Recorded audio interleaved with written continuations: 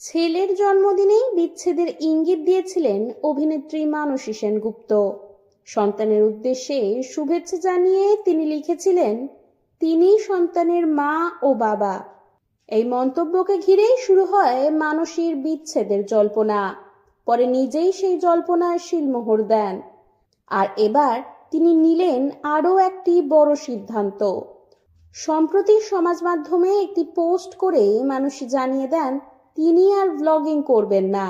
বর্তমানে বহু তারকাই অভিনয়ের পাশাপাশি ব্লগিং করে দর্শকদের সঙ্গে সংযোগ বজায় রাখেন। মানসীও সেই পথেই হাঁটছিলেন।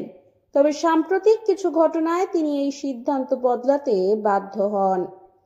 বিশেষ করে সুস্মিতা রায়ের ব্যক্তিগত জীবন নিয়ে সোশ্যাল মিডিয়ায় চলা বিতর্ক, প্রতিক্রিয়া, পাল্টা প্রতিক্রিয়া সব মিলিয়ে তৈরি হওয়া পরিস্থিতি অনেককেই বিরক্ত করেছে।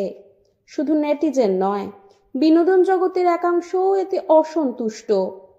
এই প্রেক্ষিতেই মানসী পোস্টে লেখেন, প্রথম থেকেই আমার সোশ্যাল মিডিয়া নিয়ে অনীহা ছিল। তারপর ব্লগিং, বিটিএস মাঝে মাঝে পোস্ট করতাম, কিন্তু আস্তে আস্তে বুঝতে পারলাম দিনে দিনে এটা একটা মানসিক অশান্তির কারণ হয়ে দাঁড়াচ্ছে।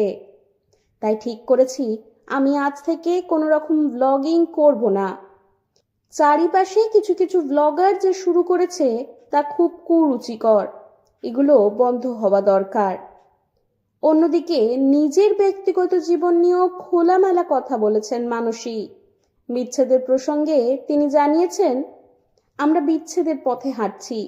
অনেকদিন ধরেই সম্পর্কটা আর টিকছিল না আমাদের, তাই এই সিদ্ধান্তে আসলাম যাতে দুজনেই ভালো থাকি।